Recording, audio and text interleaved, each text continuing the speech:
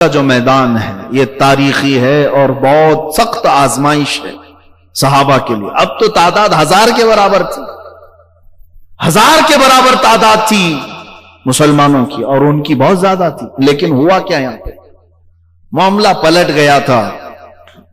جو مسلمانوں کو اللہ نے فتح عطا کی تھی وہ حضور پاک صلی اللہ تعالی علیہ وسلم کی ایک بات، جس کا صحابہ نے انتظار نہیں کیا، جس کی پاداش میں جیتی ہوئی جنگ شکست میں بدل گئی.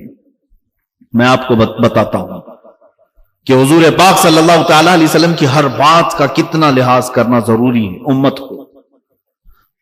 میدان احد کیسا ہے اس کا لوکیشن میں آپ کو بتاؤں.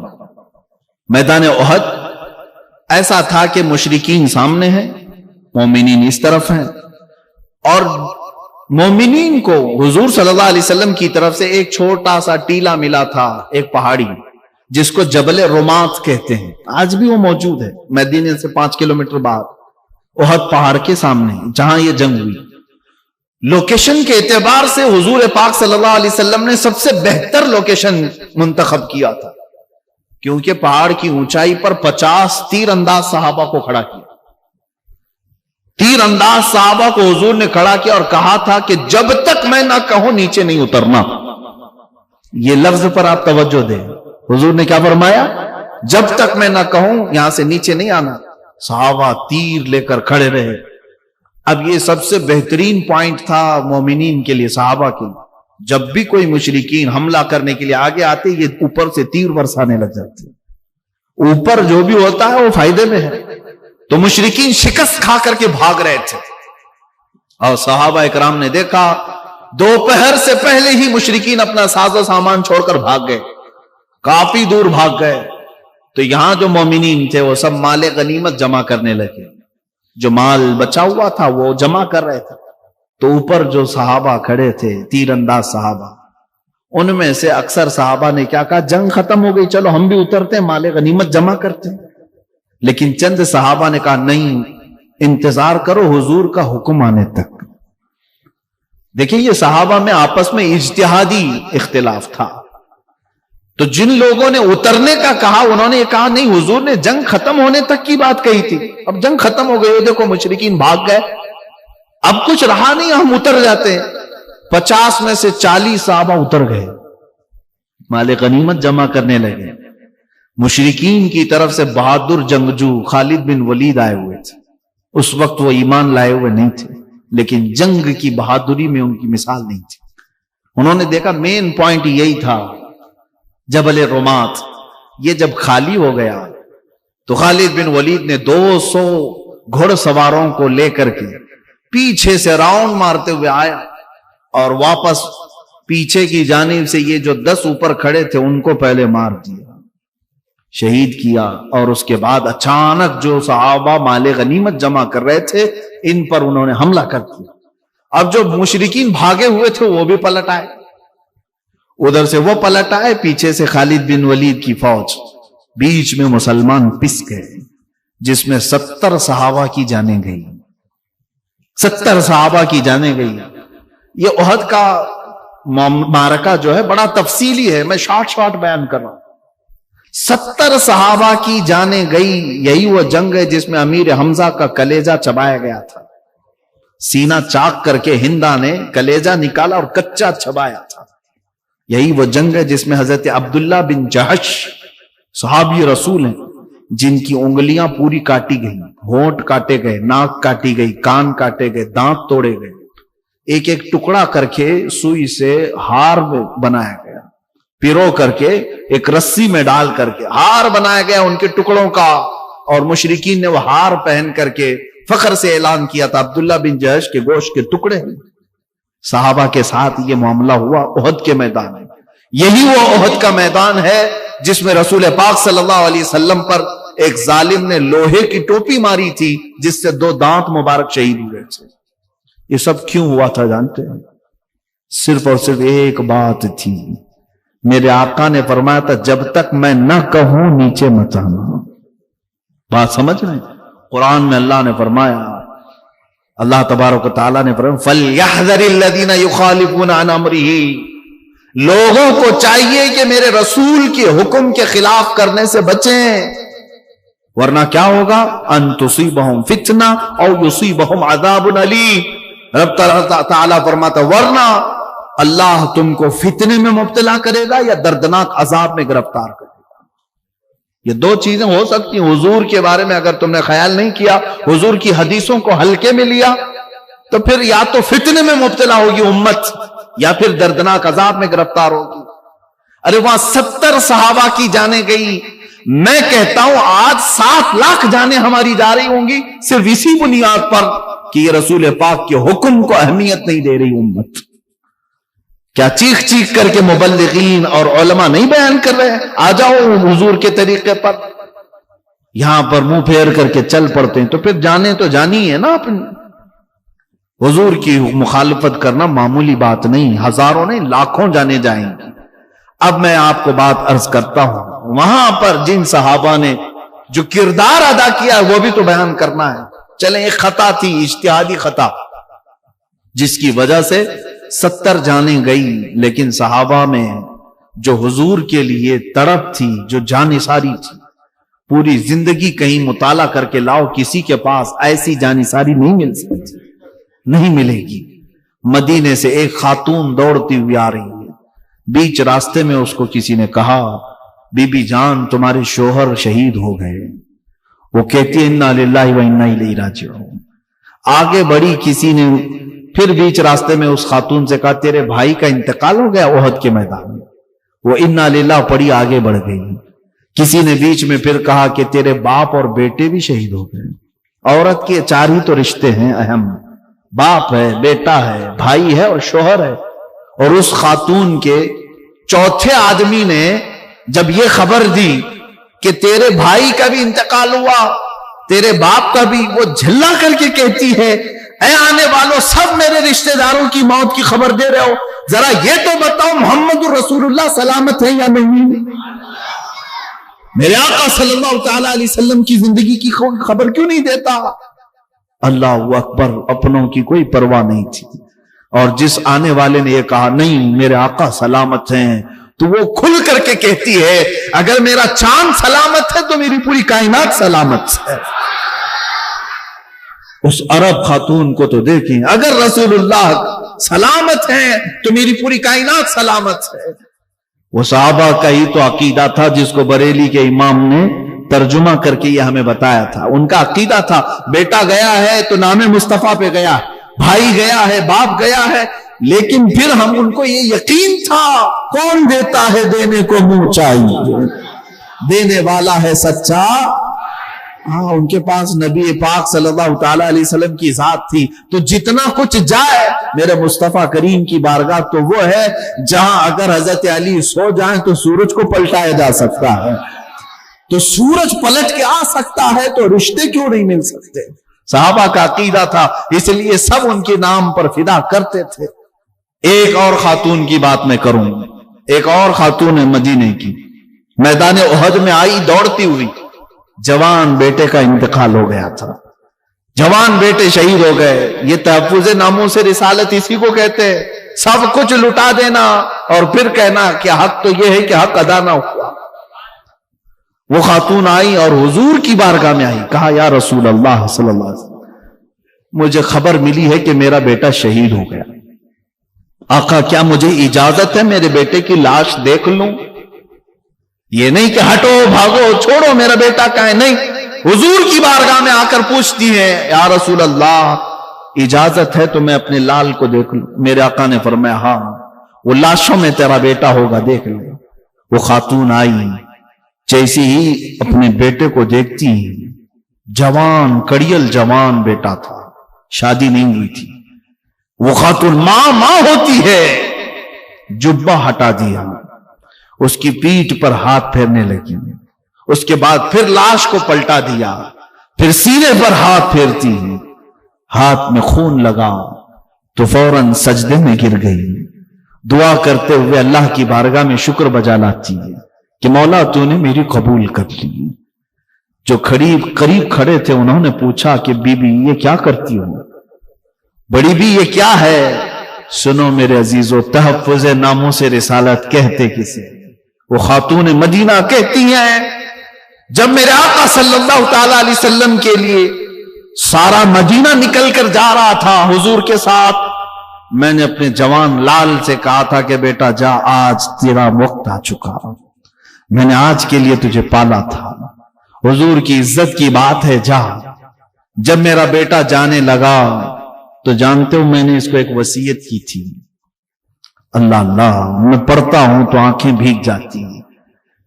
वो खातून मदीना है, कहती है मैंने अपने बेटे से ये वसीयत की थी कि बेटा मैदान में जमे रहना, अगर कभी दुश्मन भारी पड़ गए, गालिब आने लग गए हुजूर के ऊपर या हुजूर के साथियों पर, खबरदार पीठ फेर कर भागना नहीं, और अगर तू भागते हुए मारा गया तो मैं अपना दूध भी माफ नहीं करूंगी। उस खातून ने उससे कहा था, मैं अपना दूध माफ नहीं करूंगी अगर तू भागते हुए मारा गया तो खातून कहती है, जब मुझे ये इत्तिला मिली कि मेरा बेटा शहीद हुआ, सबसे पहले मैं यही देखने आई हूं। मैं मैदान में आई और अपने बेटे का जुब्बा हटाकर मैंने पीठ पर हाथ फेर कर देखा कि कहीं भागते हुए पीछे से तो नहीं मारा गया। और फिर जब मुझे पीठ पर कोई जख्म नहीं मिला, पलट कर देखा, मैं शुक्र इसलिए अदा की कि सारे जख्म मेरे बेटे ने सीने पर लिए। वो सामने से लड़ करके, सामने से जख्म खा करके मरा है। इस बात पर मैं मौला का शुक्र बजा लाई कि मौला तूने मेरी कबूल कर ली। वो माएं थी जिनकी तुरबत पर मौला लाखों सलाम नाजिल करे। यहां हमारे हालात ऐसे हैं कि मां और बहनें हाथों और पैरों की बेड़ियां बन जाती हैं। बेटा कहां जा रहा है, हालात खराब है, ये मौलवी साहब के चक्कर में मत पड़ना, अरे ये तो ऐसे भड़काते रहते हैं, ये बोलते रहते हैं, इनके पीछे जाएगा, तेरी भी जिंदगी खराब हो जाएगी, तेरा करियर तबाह हो जाएगा, फ्यूचर बर्बाद हो जाएगा। मैं उन औरतों से कहता हूं, संभाल करके रख लो इन बेटों को। एक दिन आएगा जब तुम्हारी इज्जत नोचने के लिए कुत्ते आएंगे, उस वक्त भी ये तुम्हारे बेटे कुछ नहीं कर सकेंगे। इसलिए कि जिन माओं ने अपने बेटों को नामे रसूल के लिए खड़ा होना नहीं सिखाया, वो बेटा कभी तुम्हारी इज्जत के लिए भी नहीं खड़ा हो सकता, कभी नहीं खड़ा हो सकता। एक बात याद रखिए, हमारी बुजुर्गों की रिवायतें ये रही हैं कि हमने अपने बच्चों की जो तरबियत की है वो इसी तरह से, मैं सो जाऊं या मुस्तफा कहते कहते, खुले आंख मेरी सल्ले आला कहते कहते। और अगर आज तरबियत बदल गई है तो मुझे उसकी कोई परवाह नहीं, लेकिन आ जाओ वापस फिर इसी माहौल पर। बच्चों को सुलाना तो भी नामे मुस्तफा पर सुलाना, उठाना और जगाना तो नामे मुस्तफा पर जगाना। इकबाल ने क्या खूब कहा, आबरूए मां ज़नामे मुस्तफास्त, हम सब की इज्जत व आबरू हुजूर के नाम से जुड़ी हुई है। किसके नाम से? हुजूर के नाम से जुड़ी हुई है। अगर तुम्हारी इज्जत सलामत आज इज्जत है तुम्हारी तो हुजूर के नाम की वजह से। मैं आप सबसे मैं गुफ्तगू करता हूं, मेरी तकरीर का कहां है, कोई अता पता ही नहीं, तकरीर करने का मेरे पास ढंग भी नहीं, अंदाज भी नहीं, मुकर्रिर नहीं, जज्बात आपके सामने रखने का आदी हूं। मुझे ये बताओ, ये मिंबर मुझे क्यों दिया आपने? मैं कौन होता हूं? मेरा क्या अगला पिछला पस मंजर है? ये मिंबर या बड़े से बड़े मिंबर पर अगर ये मोमिनीन उठाकर मुझे बिठाते हैं तो सिर्फ इस बात पर कि ये मुस्तफा की बात करता है, बाकी कुछ नहीं। हमारी इज्जतें हुजूर के नाम से जुड़ी हुई हैं। हजरत उमर फारूक रज़ी अल्लाह तआला अन्हु को जब लोगों ने अमीरुल मोमिनीन के नाम से पुकारा, नारा लगाया गया ना अमीरुल मोमिनीन, तो आपके आंखों से आंसू निकल आए। लोगों को जमा करके कहा, ऐ लोगों मैं बताता हूं, मैं खत्ताब का बेटा उमर हूं। उनके बाप का नाम खत्ताब। कहते हैं बचपन में मैं 2 बकरियां नहीं संभाल पाता था, लाइन में नहीं लगा पाता, मेरा बाप मुझे बार बार मारता था, मैं बहुत मार खाया अपने बाप से। लेकिन आज 36 लाख स्क्वायर किलोमीटर पर तन्हा उमर की हुकूमत है, जिसमें मिस्र भी था, ईरान भी था, यमन भी था, इराक भी था, फिलिस्तीन भी था, पूरा अरब नजद हिजाज भी था, तन्हा हजरत उमर फारूक की निगरानी में था। हजरत उमर कहते हैं बचपन में जिसको 2 बकरियां संभालनी नहीं आती, आज वो 36 लाख स्क्वायर किलोमीटर पर तन्हा हुकूमत करता है। اے لوگوں، یہ خطاب کا بیٹا عمر ہونے کی وجہ سے نہیں، محمد کا غلام عمر ہونے کی وجہ سے ہے صلی اللہ تعالی علیہ وسلم۔ رسول پاک کے قدموں سے وابستہ ہوا تو یہ ساری عزتیں ہماری ہیں۔ لوگوں نے مجھے امیر المومنین کہنا شروع کیا۔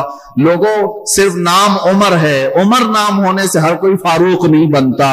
ابو جہل کا بھی نام عمر تھا، لیکن بات یہ ہے کہ عمر ہو تو قدموں پہ نچھاور ہو۔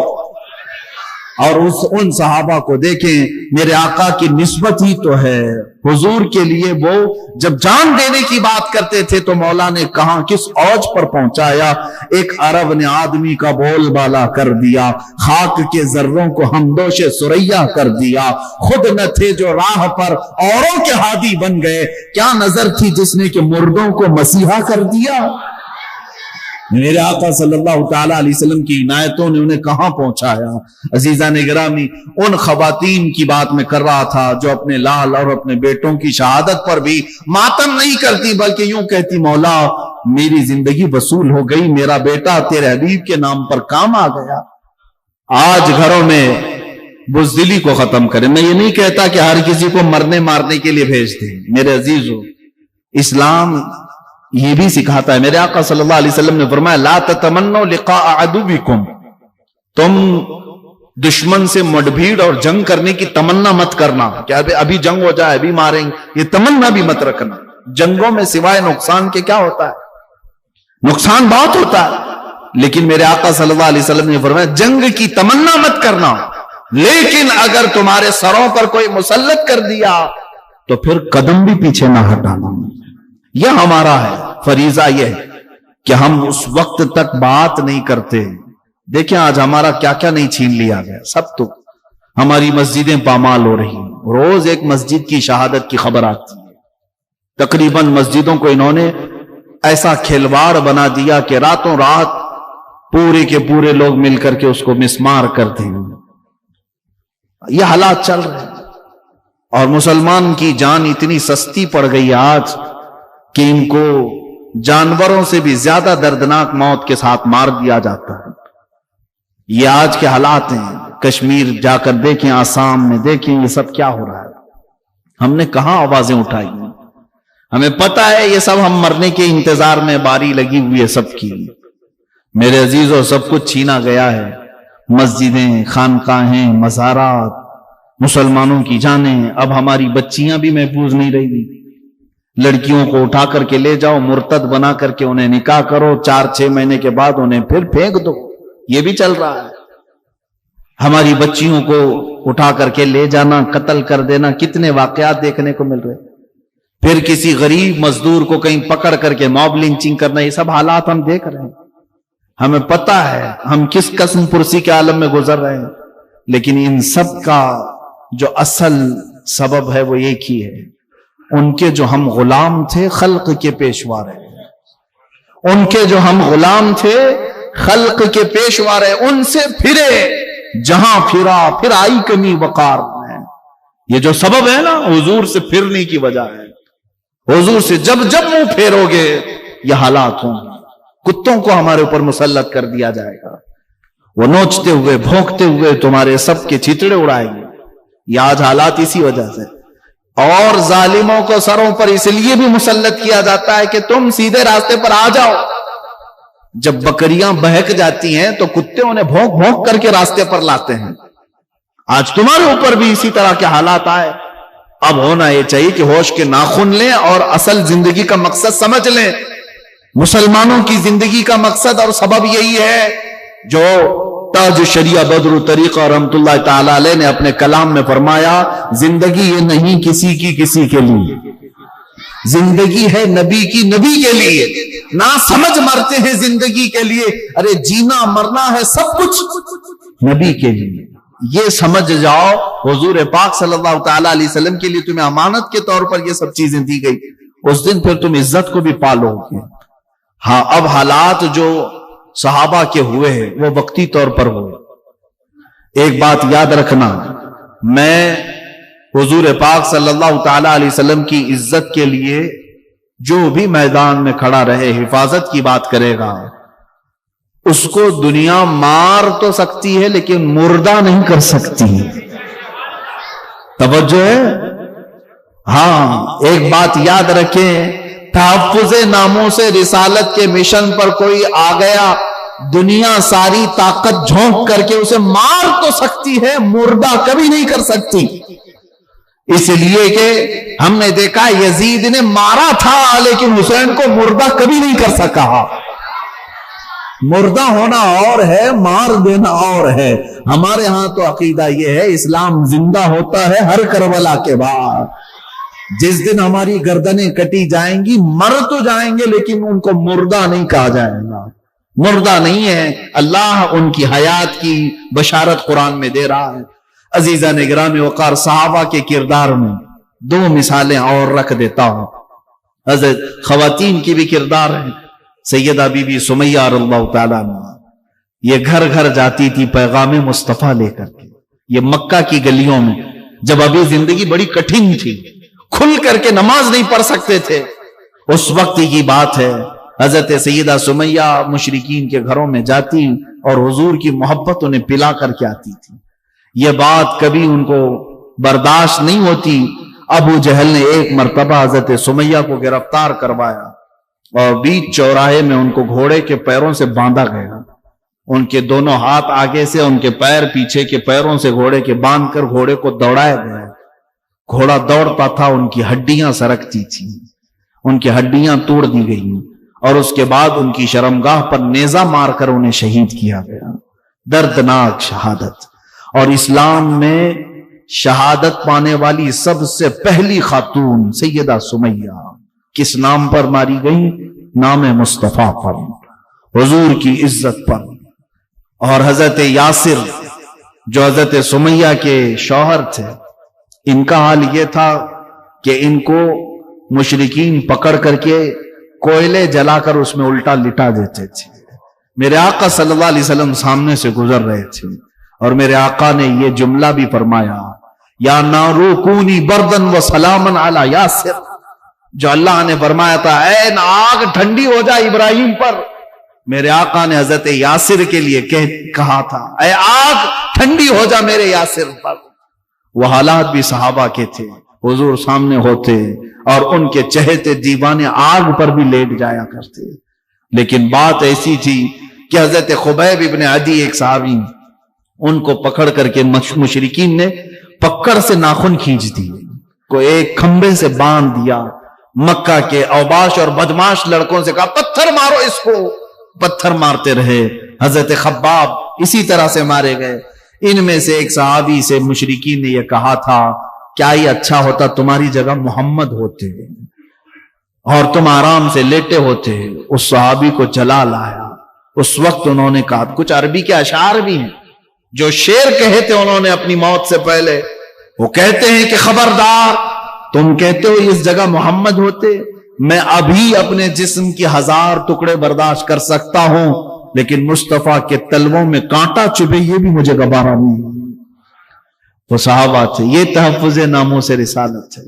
میرے عزیزو، یہاں صرف اور صرف اگر ہم بات کریں نعروں کی یا دکھاوا کریں تو یاد رکھو قیامت کے دن اس کا بھی حساب ہونا ہے. اور اگر دل کی گہرائیوں کے ساتھ اور اخلاص کے ساتھ بات کرو گے انشاءاللہ دنیا میں بھی اس کی جزا ہے اور آخرت میں بھی جزا ہے. اور ایک بات یاد رکھ لینا، پھونکوں سے یہ چراغ بجھائے نہیں جا سکتے. حضور کا نام سلامت کل بھی تھا، آج بھی اور رہے گا. تمہارا امتحان ہے. اگر تم اس میں حصہ لے لیا تو تم بھی جو ہے ہمیشہ کے لیے تمہارا نام زندہ رہ جائے گا.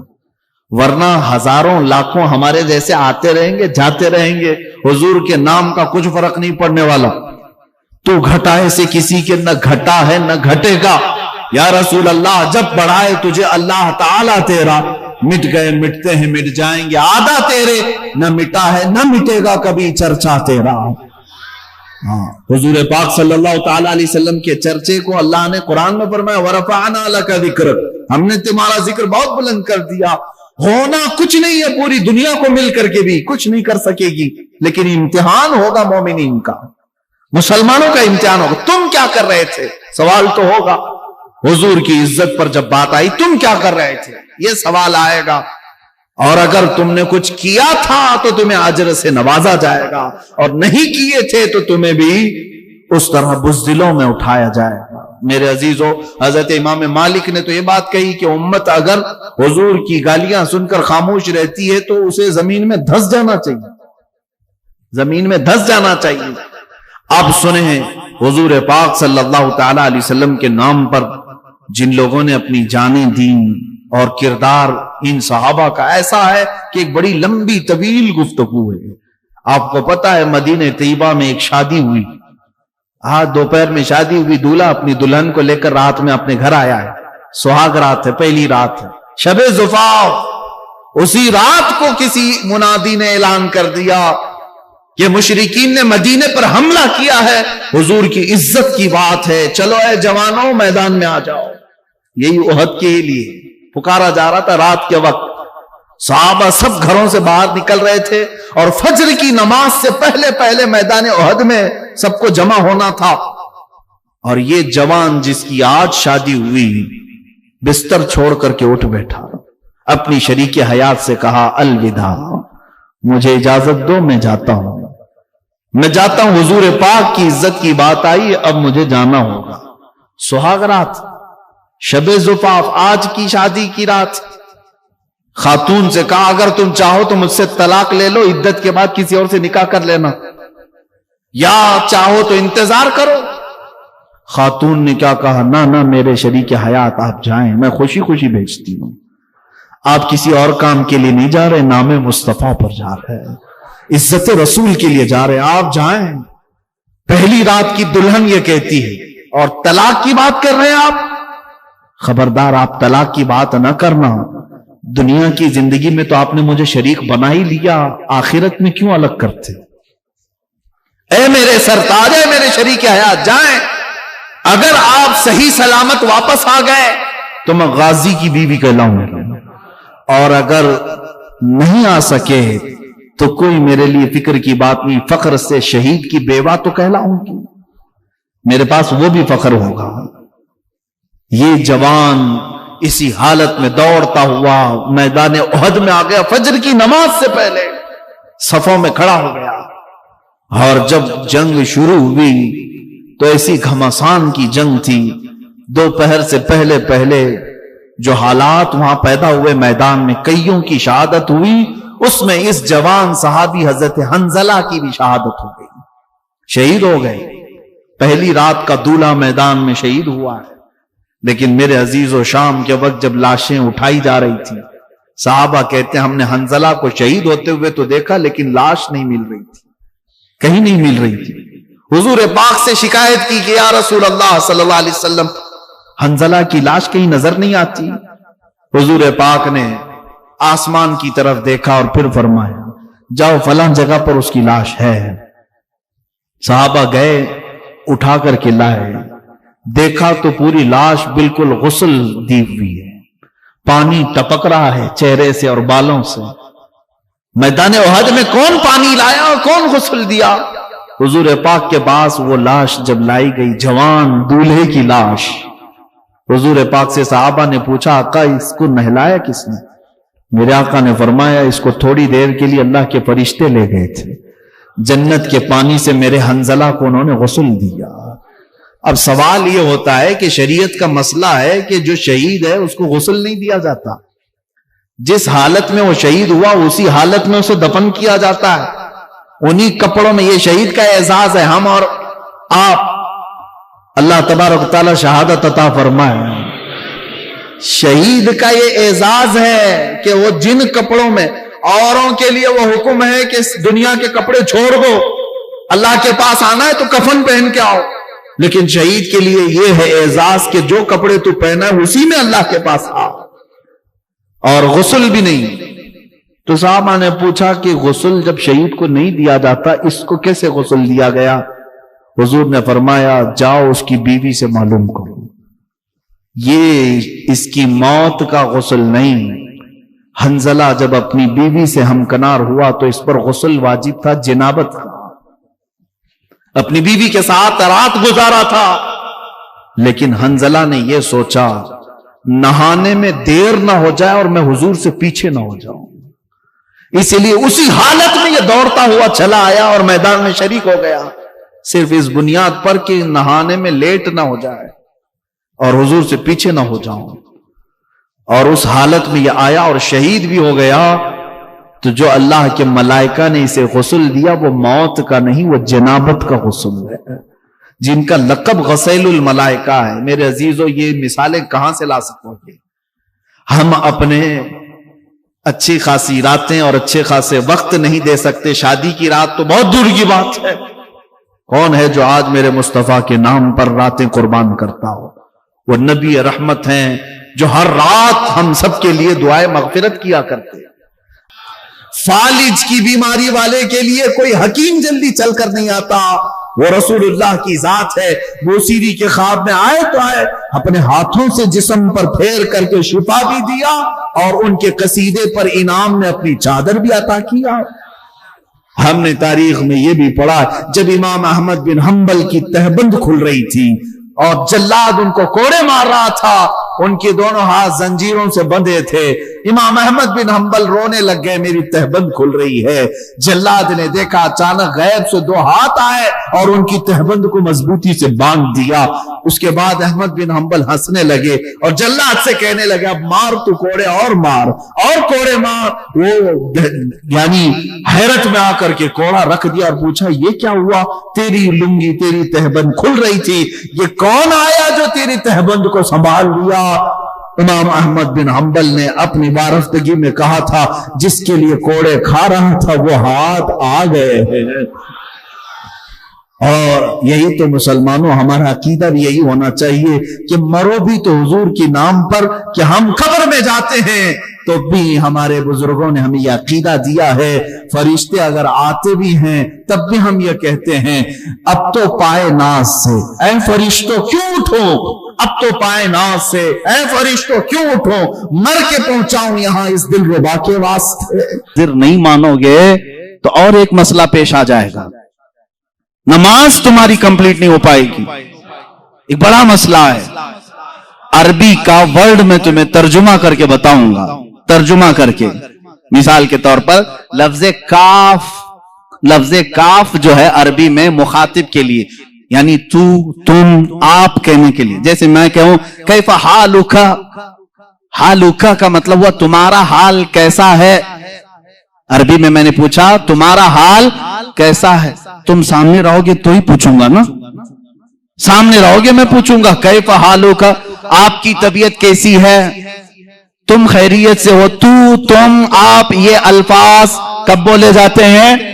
جب آدمی سامنے ہوتا ہے، سامنے والے کو ہی لفظ کاف سے خطاب کرتے ہیں، لفظ کاف سے خطاب کرتے ہیں۔ اب مثال کے طور پر دور رہنے والے کو لفظ ہو سے خطاب کرتے ہیں، ہو کا مطلب ہوتا ہے وہ آدمی۔ اب میں پوچھوں کیف حالہ، اس کا حال کیسا ہے، جو یہاں نہیں ہے اس کو ایسا۔ سمجھ میں آ رہی بات؟ یہ گرامر ہے عربی کی۔ اب آؤ، تمہاری نماز انکمپلیٹ کیسے ہوتی اگر حضور کو حاضر نہیں سمجھو گے؟ نماز پڑھ لیا آپ نے، سورہ فاتحہ بھی پڑھ لی، قرات بھی کر لی، رکوع بھی کر لیا، سجدہ بھی کر لیا، قعدے میں آ کر بیٹھے، قعدے میں آ کر بیٹھے، یہاں اینڈنگ ہے نماز کا، نماز ختم ہونے والی ہے۔ اب التحیات پڑھتے ہوئے آئے، التحیات للہ والصلوات والطیبات، السلام، کیا کہو گے؟ السلام علیکہ، کا مطلب ہوتا ہے آپ، السلام علیکہ کا مطلب ہوا آپ پر سلام ہو۔ اور اتنا ہی نہیں، ایھا النبی، اے نبی، سامنے والے کو اے کہہ کر کے پکارتے ہیں۔ اے کر کے کس کو پکارتے ہیں؟ جو سامنے ہو۔ السلام علیکہ ایھا النبی، اے نبی آپ پر سلام ہو۔ اب یہاں تم نہیں سوچو گے کہ نبی یہاں نہیں ہے تو سلام تمہارے التحیات میں بدل لو، آج سے التحیات کا سلام بدل لو۔ یوں کہو، میں سکھا بھی دیتا ہوں، السلام علیہ، وہاں کہو علیہ، یعنی سلام ان پر ہو۔ तुम्हारा नबी जो तुम्हारे सामने नहीं है तुम ऐसे सलाम करो, सुन्नियों का नबी उनके सामने हम कहेंगे अस्सलाम अलैका, ऐ नबी आप पर सलामती हो। सहाबा ने भी यही कहा, ताबईन ने भी यही कहा, औलिया कामिलीन ने भी यही कहा, फुकहा ने भी यही कहा, मुहद्दिसीन ने भी यही कहा, सब पूरी उम्मत ने हुजूर को सलाम पेश किया। कैसे? ऐ नबी आप पर सलामती हो। इसका मतलब है वो अकीदा रख कर सलाम कर रहे थे। नमाजों के वक्त नबी को हाजिर और नाजिर तस्लीम करना होगा, और तुम नहीं मानोगे तो नमाज तुम्हारी इनकम्प्लीट है। हम अल्लाह के नबी सल्लल्लाहु ताला अलैहि वसल्लम के मुतालिक यह अकीदा रखते हैं कि वह हाजिर हैं, नाजिर हैं। अरे अजीजों, कसूर अपनी निगाहों का है वरना आशिकों देखो, कसूर अपनी निगाहों का है वरना आशिकों देखो, सरे महफिल ही अक्सर मेरे सरकार आते हैं। अक्सर महफिलों की वो रौनक है, सरे महफिल ही अक्सर मेरे सरकार आते हैं। सहाबा इकराम रिदवानुल्लाहि ताला अलैहिम अजमाइन ने अल्लाह के नबी सल्लल्लाहु ताला अलैहि वसल्लम को बनफ्से नफीस अपनी जमातों में महसूस किया है, उनके बाद ताबईन ने महसूस किया है, और जिन लोगों ने हुजूर पाक सल्लल्लाहु ताला अलैहि वसल्लम को देखा है, तो अगर वो हाजिर और नाजिर ना हो, हाजिर नहीं हो सकते तो कोई दूसरा देख कैसे सकता है? हाजिर ना हो तो कोई कैसा देख सकता है? अजीजा ने गिरामी, जो अकीदा ये फैलाया गया था, अब इसका पोस्टमार्टम भी देख लें आप। किसने ये शुरू किया था कि रसूल मरकर मिट्टी में मिल गए, वाज़ल्लाहि रब्बिल आलमीन, वो न तुम्हें देख सकते हैं, न तुम उन्हें मांग सकते हो, पूछ सकते हो। कल जो बात मैंने बताई थी, मुस्तशरिकीन जो यहूद और नसारा इस्लाम को पढ़ते हैं और इस्लाम में शक व शबह डालने की कोशिश करते हैं, उन्होंने यह शोशा छोड़ा था ताकि उम्मत रसूल से दूर हो जाए। इसलिए कि तुम्हारे अंदर जो सबसे बड़ा पावरफुल और सबसे बड़ा मजबूत अकीदा जो है वो अपने रसूल को लेकर के है। इसलिए कि यहूदी इस बात का एतराफ करते हैं, इन्हें मार दो, इन्हें कत्ल कर दो, इनके घर लूट दो, इनको जिला वतन करो, ये सब बर्दाश्त करते हैं, लेकिन ये अपने नबी की अजमत पर आई हुई बात को बर्दाश्त नहीं करते। आज भी दुनिया इस बात को मान रही है। इनके अंदर अगर कोई चिंगारी बाकी है जो इन्हें जमा करती है तो वो रिश्ता रसूल है, मोहब्बत रसूल है, अजमत मुस्तफा है, और यही चीज खत्म करने के लिए वो एड़ी चोटी का जोर लगाए हैं। लेकिन जालिमों, याद रखना, तुम अपने मुंह के फूकों से अल्लाह के नूर को बुझा नहीं सकोगे। क्या हरज है? हुजूर से मांगने में कौन सी दिक्कत है? हम अल्लाह समझ करके या खुदा समझ करके कभी मुअज्जिन को ये नहीं कहते कि तू जब चाहेगा दरवाजे खुलेंगे। नहीं, हमें मालूम है आपको ड्यूटी पर रखा गया है। हम इसी तरह अकीदा ये भी रखते हैं, रसूल पाक सल्लल्लाहु ताला अलैहि वसल्लम जिन खजानों पर अल्लाह ने उनको कुदरत दी है वो हुजूर के खुद के नहीं, अल्लाह के अता किए हुए हैं। रसूल पाक को अल्लाह ताला ने मालिक बनाया है। इसीलिए मुहद्दिसीन ने फरमाया हुजूर पाक सल्लल्लाहु ताला अलैहि वसल्लम का एक लक़ब है, वो नाइब खुदा मुतलक है, यानी अल्लाह का जो नायब है, अल्लाह का जो नायब है। तो रब तबारक व तआला का जो नायब है, तो वो उसकी जमीन पर इख्तियारात अगर नहीं रखता तो फिर नायब कैसा है? अगर उसको कुछ भी इख्तियारात न दिए जाएं तो उसको नायब कहेंगे। मिसाल के तौर पर इमाम है और नायब इमाम है। इमाम साहब अगर या कमेटी वालों ने नायब इमाम को कहा कभी तुम्हें नमाज पढ़ाना नहीं है, कुछ भी नहीं करना है, मस्जिद में आना है, तो नहीं पूछेगा फिर नायब इमाम क्यों कह रहे हो मुझे, नायब इमाम क्यों कह रहे हो? आपको मैं दुनियावी मिसालों से सिर्फ जहन की कुर्बत के लिए समझा रहा हूं। सीएम है और डिप्टी सीएम है, और डिप्टी सीएम को अगर कह दिया जो कुछ भी नहीं, खाली तुझे बैठना है और उठ के चले जाना है, पार्टी छोड़ के चला जाएगा। कुछ भी करना नहीं है, कोई इख्तियार मेरा नहीं है, तो डिप्टी सीएम बनाए क्यों है? यह दुनियावी दस्तूर है। जिसको ओहदा दिया जाता है उसे इख्तियार भी दिया जाता है, जिसे ओहदा दिया जाता है उसे इख्तियार भी दिया जाता है। जब रब तबारक व तआला ने नबी को सैयदुल अंबिया का ओहदा दिया तो इख्तियारात कितने अता फरमाया होगा, इख्तियारात कितने दिए हैं? अजीजा ने गिरामी, हम सुन्नियों का अकीदा यही है, जहां बानी अता कर दें भरी जन्नत हिबा करते हैं। ہبا کا مطلب ہوتا ہے عطا کر دینا، اور یہ احادیث کی روشنی میں ثابت ہے۔ ایک صحابی حضرت ربیعہ رضی اللہ تعالیٰ عنہ حضور صلی اللہ تعالیٰ علیہ وسلم کی خدمت میں حاضر رہتے تھے۔ تہجد کے وقت میرے آقا صلی اللہ تعالیٰ علیہ وسلم کو وہ وضو کروا رہے تھے، پانی پیش کیا۔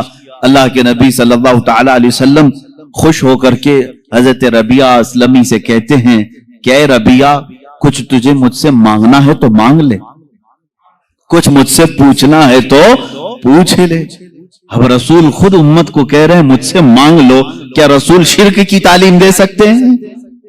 حضرت ربیعہ رضی اللہ تعالیٰ حدیث کے الفاظ ہیں سل ما شئت یا ربیعہ، جو تو چاہے وہ پوچھ لے۔ حضور اکرم صلی اللہ تعالیٰ علیہ وسلم نے یہ قید بھی نہیں لگایا اتنی لمٹ کا سوال کرنا، اتنی لمٹ کا سوال کرنا، دنیا کا پوچھنا، آخرت کا مت پوچھنا، قبر کا مت پوچھنا، کچھ نہیں۔ سل ما شئت، جو تو چاہے وہ مجھ سے پوچھ لے۔ اب اس صحابی رسول نے بھی پوچھا کیا؟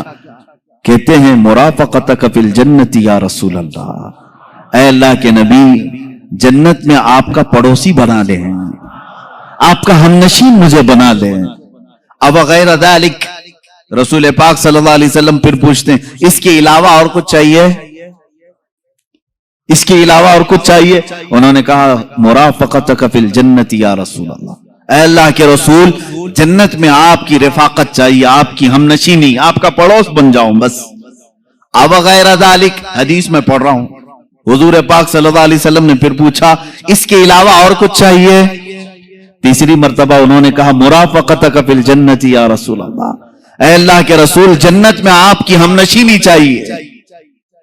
مانگ تجھ سے تجھی کو مانگ کر مانگ لی ساری کائنات، تجھ سے تجھی کو مانگ کر مانگ لی ساری کائنات۔ صحابی بھی وہ بہت دور تک کی سوچتے تھے، انہیں معلوم تھا وہاں کی اگر ہم نشینی مل گئی تو باقی سب ویسی خیرات میں ملے گی، باقی سب تو صدقے میں ملے گی۔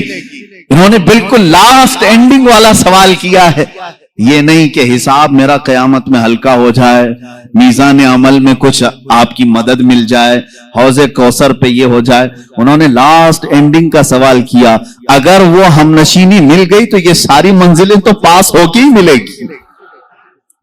اور یہاں پر اب جو بتانا ہے وہ یہ ہے، اللہ کے نبی صلی اللہ تعالی علیہ وسلم اس صحابی سے بار بار یہ کہہ رہے ہیں او غیر ذالک، اس کے علاوہ اور کچھ چاہیے؟ یہ کون کہتا ہے؟ یہ کون کہتا ہے پہلے ہی مانگی ہوئی چیز کو دے دیا ہو پھر یہ پوچھتا ہے کہ اس کے علاوہ اور کچھ چاہیے؟ 3 مرتبہ حضور پاک صلی اللہ تعالی علیہ وسلم نے ان سے یہ سوال کیا، اس کا مطلب ہے کہ تو نے جو سوال کیا وہ تو تجھے مل گیا، اس کے علاوہ بھی کچھ چاہیے تو سوال کر۔ یہ ہے رسول کریم صلی اللہ تعالی علیہ وسلم کے اختیارات، حضور اکرم صلی اللہ تعالی علیہ وسلم کے تصرفات، جس کو آپ یوں سمجھیں کہ ان کی طاقت و قوت دنیاوی اعتبار سے، اخروی اعتبار سے، شرعی اعتبار سے۔ میں ساری چیزوں کی طرف آتا ہوں۔ اللہ کے نبی صلی اللہ تعالی علیہ وسلم کو اللہ تعالیٰ نے اختیارات کا مالک بنایا ہے، اور قرآن اس کی گواہی دے رہا ہے، یأمرهم بالمعروف وینہاہم عن المنکر ویحل لهم الطیبات ویحرم علیہم الخبائث ویضع عنہم اسرہم والاغلال التي كانت علیہم۔ قرآن پاک میں اللہ فرما رہا ہے وہ رسول تمہارے پاس ہے جو تمہیں اچھائیوں کی کا حکم دیتا ہے، برائیوں سے روکتا ہے۔ اب جو 2 لفظ آئے ہیں وہ یہ ہے، اللہ فرماتا ہے یحرم علیہم ویحل لهم الطیبات، پاکیزہ چیزوں کو تمہارے لیے وہ حلال بناتا ہے، اور ناپاک چیزوں کو وہ رسول تمہارے لیے حرام کہہ دیتا ہے۔ پتہ یہ چلا حرام اور حلال دنیا میں بنانا یہ بھی اختیارات رسول میں سے ہے۔ رسول جسے کہیں حلال وہ حلال ہے، اور رسول جسے کہیں حرام وہ حرام ہے۔ اس سے بڑھ کر کیا اور اختیارات کیا چاہیے؟ ایک صاحب نے کتاب میں لکھ مارا، جس کا نام محمد یا علی ہوگا وہ کسی چیز کا مالک و مختار نہیں ہوتا۔ ان کا بغض تھا، وہ عداوت تھی، نفرت رہی ہوگی، سیدھے نشانہ سادھا اور یوں کہا کہ ان کو کوئی اختیارات نہیں ہوتے۔ میرے عزیزو، آؤ، صحابہ کرام رضوان اللہ تعالی علیہ مجمعین یہ جانتے تھے کہ رسول پاک صلی اللہ تعالی علیہ وسلم کو اللہ نے مختار بنایا ہے، کیسے ایک صاحب آئے, حضور صلی اللہ تعالی علیہ وسلم نے خطبے کے لیے ممبر پر خطبہ دیا. یہ بقرعید کا دن تھا, 10ویں ذی الحجہ, اور قربانی کا دن ہوتا ہے. حضور پاک صلی اللہ تعالی علیہ وسلم نے خطبے میں ایک لفظ فرمایا کہ جنہوں نے ہماری عید سے پہلے گوشت ذبح کیا, بکرا ذبح کیا یا جانور ذبح کیا, ان کی قربانی نہیں ہوئی, وہ تو کھانے پینے والا ایک گوشت ہو گیا. جس نے عید سے پہلے قربانی کی اس کی قربانی نہیں ہوئی. رسول کریم صلی اللہ تعالی علیہ وسلم نے جیسے ہی بیان کیا, ایک صحابی کھڑے ہوئے, کہا یا رسول اللہ صلی اللہ تعالی علیہ وسلم, میں نے تو یہ سوچا کہ یہ عید کا دن کھانے پینے کا دن ہوتا ہے, میں فجر کے فوراً بعد ہی بکری ذبح کر دیا, گوشت ہو گیا, بن بھی گیا, کھا پی کر کے میں عید میں بھی آ گیا, میری قربانی کا کیا ہوگا؟ رسول کریم صلی اللہ تعالی علیہ وسلم نے فرمایا وہ قربانی نہیں ہوئی, وہ قربانی نہیں ہوئی, وہ تو کھانے پینے کا گوشت ہوا. انہوں نے پوچھا پھر قربانی کے لیے جانور کتنا چاہیے؟ حضور پاک صلی اللہ تعالی علیہ وسلم کی احادیث میں سے ہے 1 سال کا کم سے کم ہونا چاہیے نا بکرا یا بکری. 1 سال سے چھوٹی بکری یا بکرا ذبح نہیں کر سکتے آپ, جائز نہیں ہے آپ کے لیے, وہ جائز نہیں. جانوروں میں, بیلوں میں الگ الگ عمر جو متعین کی گئی. حضور پاک صلی اللہ علیہ وسلم نے فرمایا جاؤ دوسری بکری ذبح کرو. وہ صحابی کھڑے ہوتے ہیں, آقا میرے پاس اس کے علاوہ کچھ بھی نہیں تھا, ایک 6 مہینے کا بکری کا بچہ باقی ہے, کیا میں ذبح کروں؟ حضور پاک صلی اللہ تعالی علیہ وسلم نے فرمایا جا تو ذبح کر لے, تیرے بعد پھر کسی کے لیے حلال نہیں ہوگا, تیرے بعد پھر قیامت تک کسی کے لیے 6 ماہ کے بکری کے بچے کے ذبح کرنے کی اجازت نہیں دی جائے گی. اس کا مطلب ہے نبی مختار کل ہیں, جسے جو چاہیں عطا کرتے ہیں. آج ہم میلاد کی شب میں یا پھر میلاد کے مہینے میں رات میں بیٹھ کر حضور کو یاد کر لیں تو آپ کیا سمجھتے ہیں ہم نے ان کا حق ادا کر دیا؟ قسم خدا کی حضور پاک کی آنکھوں سے نکلے ہوئے ایک آنسو کے قطرے کا بھی حق نہیں ادا ہو سکے گا. لیکن پھر بھی لوگ یہ آئیں کائیں کرتے رہتے. ہمارے پاس ٹائم نہیں ہے مولانا, وقت نہیں ہے, جو کچھ کرنا ہے وہ ہمیں دکان میں کرنا پڑتا ہے, جاب میں کرنا پڑتا ہے. تمہیں پتا نہیں جو کچھ تم کھا رہے ہو سب رسول کا صدقہ کھا رہے ہو. حضور پاک صلی اللہ تعالی علیہ وسلم کے نام کا ہے تمہارے پاس جو کچھ بھی ہے. اور جب رب تبارک و تعالیٰ ناراض ہو جائے, غضبناک ہو جائے, ہر چیز سے تمہیں ننگا کر دیا جائے گا, کہیں کے نہیں رہ سکتے. حضور کے نام کا کھاتے ہیں, حضور کے نام کا پیتے ہیں, حضور کے نام کا پہنتے ہیں, اور پھر حضور کی بات آئے تو ہم کہتے ہیں ٹائم نہیں اپنے پاس, وقت نہیں ہے. بدلو اپنی زندگی کو. صحابہ اکرام رضوان اللہ تعالی علیہ مجمعین کے جو کردار ہے, اللہ ان میں سے ایک جھلک بلکہ ایک قطرہ بھی ہمیں عطا فرمائے, ہماری زندگی کی معراج ہو جائے. وہ صحابہ کو دیکھیں, ایک ظالم حضور پاک صلی اللہ تعالی علیہ وسلم کے چہرے پر لوہے کی ٹوپی جو جنگوں میں پہنی جاتی تھی وہ آپ کے چہرے پر مار دیا, اور جیسے ہی وہ آئی حضور پاک کے رخسار مبارک سے لوہے کی جو کڑیاں تھی وہ اندر گھس گئیں, اور جس کی وجہ سے حضور کے 2 دانت مبارک شہید ہوئے. وہ لوہے کی ٹوپی تو نکال لی گئی, لیکن جو کڑی تھی, جو تانت تھا, وہ حضور کے رخسار پاک پر اندر چبھا ہوا. کوئی صحابی جو بھی تھے گھبرائے اتنے تھے کہ سارے لوگوں کے جسم میں کپ کپ بھی تاری تھی. حضور کو کوئی تکلیف ہو جائے یہ صحابہ کو برداشت نہیں تھا, یہ کڑی کیسے نکالی جائے. حضرت ابو بکر صدیق بار بار آگے بڑھتے, پھر وہ صحابی آئے حضرت ابو عبیدہ بن جراح رضی اللہ تعالی عنہ, سب کو ہٹاتے ہوئے انہوں نے کہا یہ کام مجھے دے دے, میں رسول پاک صلی اللہ علیہ وسلم کے چہرے پاک کے اندر گئی ہوئی اس کڑی کو نکالتا ہوں. انہوں نے ہاتھ سے پکڑ کر کے نہیں گئے اور اپنے دانتوں سے پکڑ کر کے کھینچا, تو حضور پاک صلی اللہ علیہ وسلم کا ایک اور دانت مبارک شہید ہوا, ساتھ ہی حضرت ابو عبیدہ کے بھی دانت شہید ہوئے, ان کے بھی دانت ٹوٹ گئے. اتنی مضبوطی سے وہ کڑی گئی تھی. میرے عزیزو, حضرت ابو عبیدہ کے متعلق روایات میں لکھا جاتا ہے کہ پھر ان کے بعد انہوں نے کہا اگر میرے دانت نہ ٹوٹتے تو مجھے زندگی بھر افسوس ہوتا, دانت نہ ٹوٹتے تو زندگی بھر افسوس ہوتا کہ حضور کے دانت مبارک چلے گئے, اور میرے دانت سلامت کیسے رہے. یہ وہ صحابہ کا کردار تھا. جب مشرکین مکہ نے حضور کا سوشل بائیکاٹ کیا تھا، 3 سال تک حضور سے سارا انہوں نے بائیکاٹ کر رکھا تھا، پورے خاندان سے ان سے لین دین، خرید و فروخت، سلام کلام، ساری چیزیں بند کر رکھی تھی. اور 3 سال ایسے گزرے میرے آقا صلی اللہ علیہ وسلم کے شعب ابی طالب میں کہ جس وقت ان کے ہاں کھانے کی کمی ایسی تھی کہ پتے کھائے گئے اور چمڑے کو پانی میں ابال کر کے کھائے گئے مکہ میں. اور حضرت سعد رضی اللہ تعالیٰ عنہ مدینے میں رہنے والے صحابی، حضور پر وہ پہلے ہی اسلام لا چکے تھے. جب ان کو یہ خبر ہوئی نا کہ مکہ والوں نے حضور کا سوشل بائیکاٹ کر رکھا ہے، حضرت سعد مدینے میں بیٹھ کر کے چمڑے پکاتے تھے اور کھاتے تھے اور یہ کہتے یہ کیسے گوارا ہوگا کہ میرے آقا صلی اللہ علیہ وسلم پر فاقہ چل رہا ہو اور میں گھر میں گرم گرم روٹیاں توڑ رہا ہوں. وہ صحابہ تھے، سب کچھ انہوں نے فدا کیا اور پھر اخیر میں کیا کہا جانتے ہیں؟ جان دی ہوئی اسی کی تھی، حق تو یہ ہے کہ حق ادا نہ ہوا. حضرت ابو قتادہ کے بارے میں کہتے کہتے رک گیا تھا. حضور پر جب تیر برسائے جا رہے تھے تو یہ ڈھال بن کر کھڑے تھے. ان کے جسم پر وہ ڈھال بننے کی وجہ سے کتنے تیر آئے معلوم؟ 80 تیر لگے تھے، لیکن وہ ہٹنے کو تیار نہیں تھے. حضور پاک کے سامنے سے ہٹنے کو تیار نہیں تھے کہ کوئی تیر حضور کی طرف نہ آ جائے. جسم پر 80 تیر گئے، یہاں تک کہ ایک تیر آیا حضرت ابو قتادہ کی سیدھے آنکھ میں چلا گیا اور ان کی آنکھ کا ڈھیلا باہر آ گیا، آنکھ کی پتلی باہر آ گئی، لٹک گئی.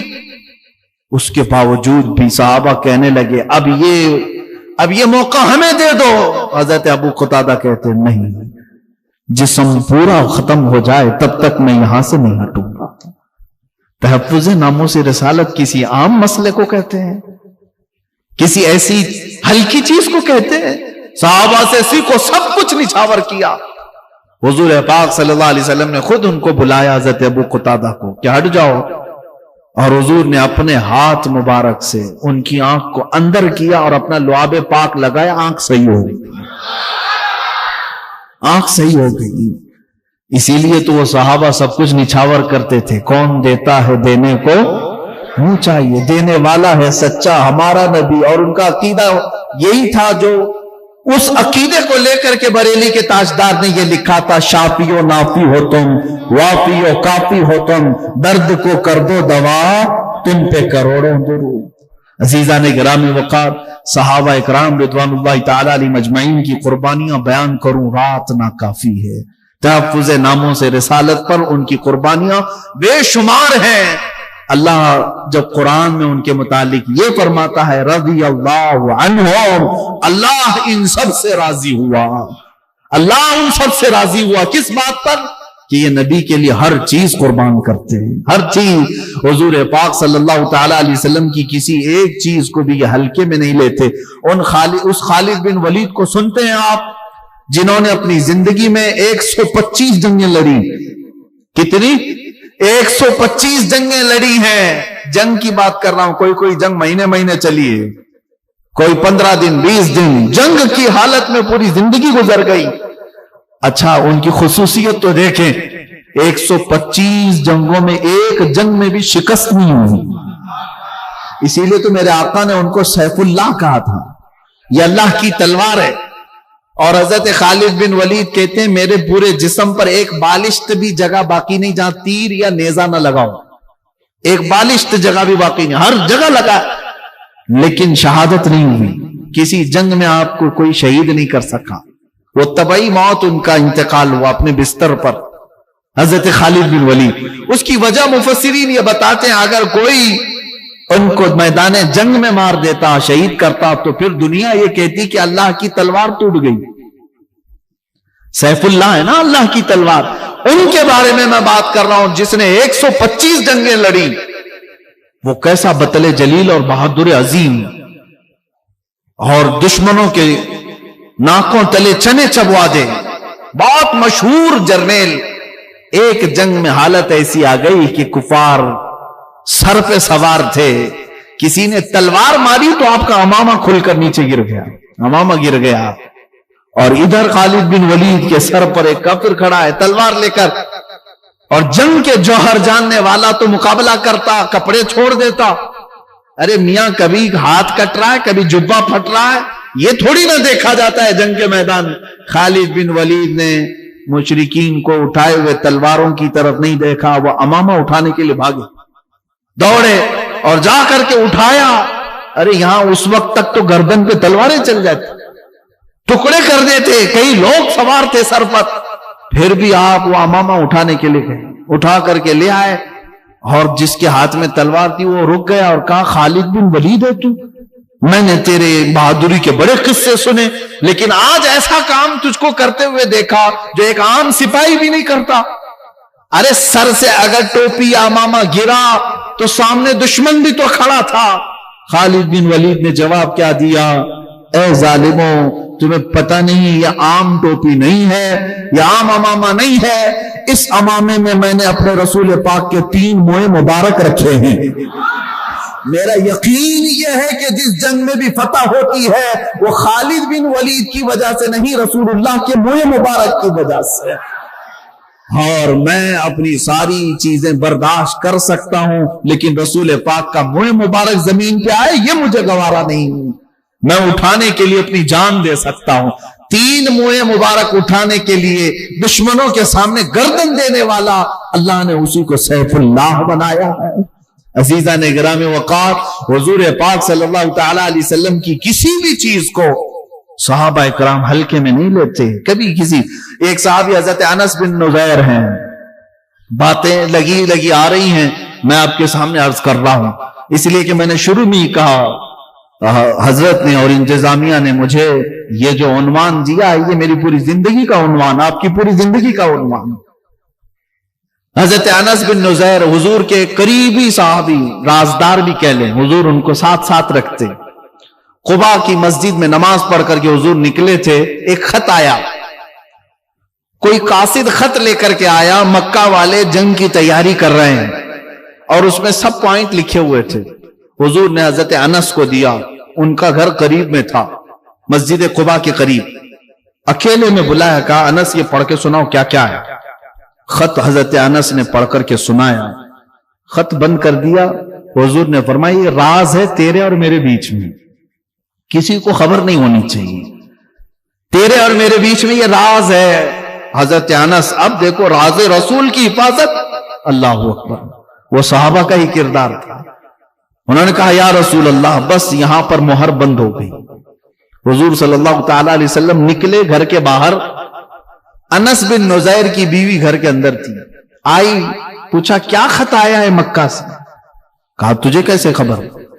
کہا بتاؤ تو صحیح کیا پیغام ہے؟ حضرت انس نے کہا کچھ بھی نہیں ہے، خبردار اس سلسلے میں بات مت کرنا، اس سلسلے میں مجھ سے گفتگو بھی مت کرنا، اپنی بیوی کو کہہ رہے ہیں۔ بیوی نے کہا انس جو مضمون تم نے رسول اللہ کو سنایا میں نے پورا سن لیا، میں نے پورا سن لیا۔ حضرت انس اب اتنے جلال میں آئے کہ سیدھے اپنی بیوی کی گردن پکڑ لی، گردن پکڑ لی، کہا اب تیرا فیصلہ میں رسول پاک کے پاس کروں، کیونکہ میں یہ نہیں چاہتا کہ میں رسول اللہ کے راز کی افشا کرنے والے یا حفاظت نہ کرنے والوں میں اٹھایا جاؤں، اس سے پہلے اگر میرے مصطفیٰ نے فرمایا تو تیری گردن دبا دوں گا۔ اپنی بہت چہیتی بیوی، قریبی بیوی تھی، گردن پکڑ کر کے ہی باہر لے کر آئے۔ حضور ابھی قریب میں تھے، رسول پاک صلی اللہ علیہ وسلم کی بارگاہ میں آئے، کہا یا رسول اللہ مجھ غریب کو معاف کر دیں، جو خط آپ نے راز فرمایا تھا وہ میری بیوی نے دیوار پیچھے سے سن لیا۔ رسول پاک صلی اللہ علیہ وسلم نے ایک نظر اس کی طرف دیکھی، حضرت انس اس کی گردن چھوڑنے کو تیار نہیں، کسی حالت میں گردن چھوڑنے کو تیار نہیں۔ بیوی ہو تو ہو، لیکن میرے نزدیک رسول اللہ کا راز اہم ہے۔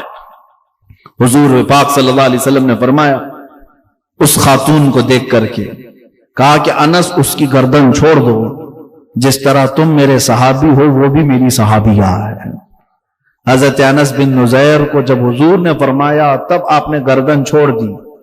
میرے عزیزوں وہ عام عورت نہیں تھی، وہ بھی رسول اللہ کی عزت پر اپنی پوری زندگی نچھاور کرنے والی وہ صحابیہ تھی کہ جانتے ہیں اپنے عزیز از جان شوہر حضرت انس کو انہوں نے ہی امامہ پہنا کر ساری چیزیں پہنا کر کے جنگ میں بھیجا، اور حضرت انس جب شہید ہوئے تو یہ خاتون ہی وہ ہیں جو حضور کی وہ رازدار کہ جب میدان احد میں حضرت انس کو ڈھونڈا گیا کہیں نہیں ملے، کیونکہ ان کے ساتھ کافروں نے مسلح کر دیا تھا۔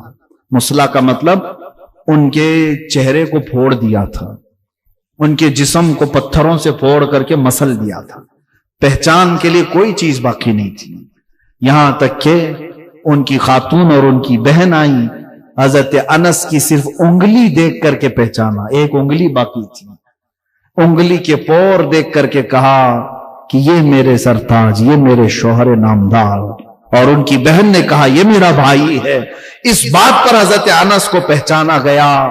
میرے عزیزوں اب مجھے بتاؤ، جن کے چہرے پھوڑ دیے گئے، جن کے جسموں کو تار تار کر دیا گیا، پھر بھی وہ کیا کہتے تھے؟ ایک اور صحابی کی بات عرض کروں، حضرت سعد ابن ربی رضی اللہ تعالیٰ عنہ، حضور ان سے بھی بڑی محبت کرتے۔ میدان جنگ میں شام کا وقت، حضور نے پوچھا صحابہ سے، دیکھو سعد کہاں ہیں، زندہ ہیں یا انتقال کر گئے؟ صحابہ ڈھونڈتے ڈھونڈتے ہوئے آئے، سعد سعد پکارا، ان کی ہلکی ہلکی آوازیں آ رہی تھی۔ جس طرف آواز آئی صحابہ آئے تو دیکھا ان کے جسم پر 12 نیزے لگے ہوئے تھے، پیٹ پھٹ گیا تھا، آنتیں باہر آئی تھی، لیکن روح ابھی باقی تھی، زبان ابھی چل رہی تھی۔ صحابہ آئے، کہا سعد رسول اللہ نے بھیجا ہے۔ وہ وہیں پر کہنے لگے، اے میرے دوستو، اللہ کے نبی کو میرا سلام کہہ دو، میں حضور تک پہنچ نہیں پاؤں گا، چل کر آ نہیں سکتا، زخم ہے، نیزے ایسے چبھے ہوئے ہیں کہ نکالنے والا بھی کوئی نہیں، پیٹ پھٹا ہوا ہے۔ لیکن جانتے ہو جو جملہ انہوں نے کہا، سعد ابن ربی، تحفظ ناموس رسالت کا سب سے بڑا جملہ یہ سعد ابن ربی نے کہا ہے، میں اپنی جانب سے کہتا ہوں۔ وہ کہتے ہیں، آنے والوں جاؤ رسول اللہ کی بارگاہ میں کہنا سعد کو معاف کر دیں یا رسول اللہ، سعد کو معاف کر دیں یا رسول اللہ، آپ کی حفاظت کا حق ادا نہیں کر سکا۔ اے مسلمانوں بتاؤ، ہم گرم بستروں پر سو کر کے، گرم روٹیاں کھا کر کے، پھر بھی کہتے ہیں ہم محبت رسول ہے، ہمیں عشق رسالت ہے ہمارے پاس۔ جن کے پیٹ پھٹ گئے، نیزے ان کے اوپر چوبے ہوئے، تب بھی وہ کہتے ہیں کہ ہم حق ادا نہیں کر سکے، حق ادا نہیں کر سکتے۔ اسی قوم کی حال یہ ہے کہ دنیا ہر گھڑی ہمارے اعمال کو نشانہ بنا کر کے ہمیں ڈیگریڈ کرتی جا رہی ہے۔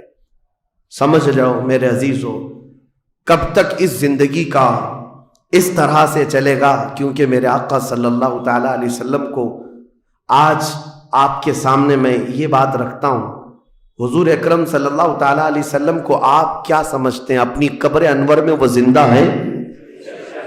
ہم تو سنی ہیں۔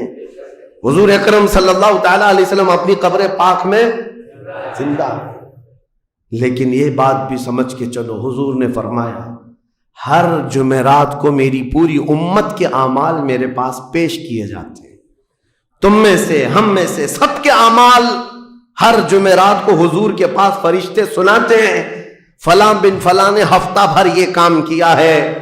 حضور فرماتے ہیں اگر برے اعمال پیش ہوتے ہیں تو مجھے غم ہوتا ہے، میں استغفار کرتا ہوں اللہ کی بارگاہ میں، اور اچھے اعمال آتے ہیں تو شکر بجا لاتا ہوں، اس کے لیے دعا کرتا ہوں۔ عزیزان گرام وقار، کبھی پلٹ کر کے زندگی میں دیکھنا کتنے جمعرات ایسی چلی گئی ہوں گی جس میں ہمارے کون سے اعمال فرشتے لے جا کر کے سنا رہے ہوں گے۔